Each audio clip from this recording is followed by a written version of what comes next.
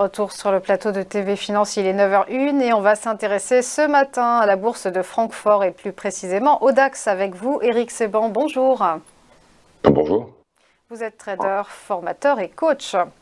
Alors, l'indice allemand a terminé hier sur une hausse, on l'a dit, plus 0,72% à 14 039 points. Ouf, la barre des 14 000 est à nouveau franchie. Le DAX profite des bons résultats d'entreprise, à l'instar de son cousin le CAC, mais le contexte sous-jacent reste menaçant. Oui, alors un peu moins quand même le temps passant, puisque le DAX tend quand même vers une neutralisation de la tendance baissière, c'est un peu comme le CAC d'ailleurs. Sans vraiment de surprise, puisque je vous le disais déjà à plusieurs reprises, il ne fallait pas s'attendre à un relais baissier.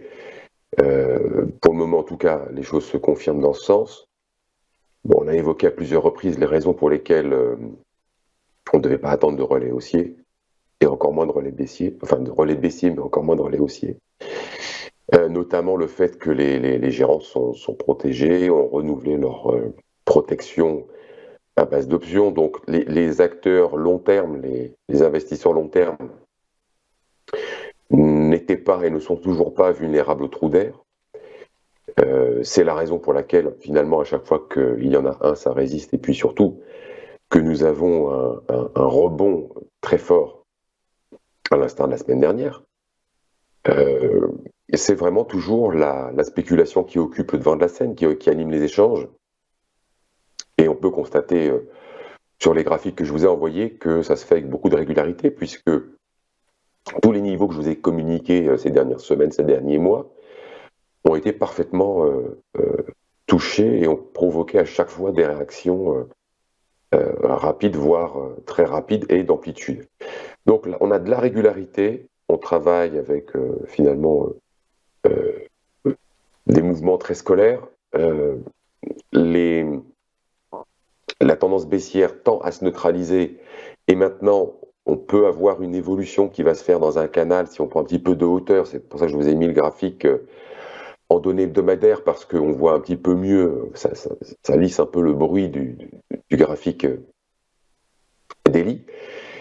Vous avez une zone maintenant qui se définit assez simplement de 1000 points, dans laquelle en effet cette phase de neutralisation peut, si elle se poursuit, nous donner une évolution pour le DAX. C'est 14 600, 650 en haut et 13 600 en bas.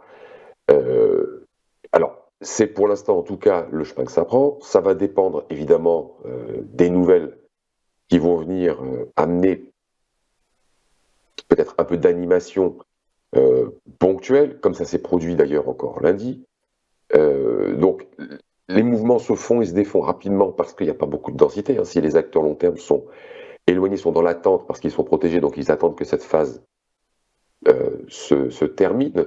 Ils l'avaient anticipé, donc maintenant ils sont dans l'observation. Alors évidemment, ils ont toujours besoin d'investir un petit peu à la marge lorsque la collecte arrive, puisqu'ils sont tenus de ne pas rester liquides, mais c'est vraiment des investissements à la marge, c'est vraiment la spéculation qui anime les mouvements. Donc peu de monde, peu de densité, des mouvements qui se font dans le vide pour pas grand-chose, avec des niveaux qui sont bien matérialisés et qui permettent justement donc d'agir en fonction du déplacement des prix.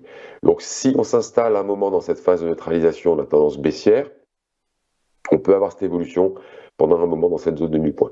Si ça baisse, parce que le news flow fera qu'on va avoir une baisse peut-être plus marquée, on va sortir de la phase de neutralisation pour reprendre la tendance baissière, c'est possible.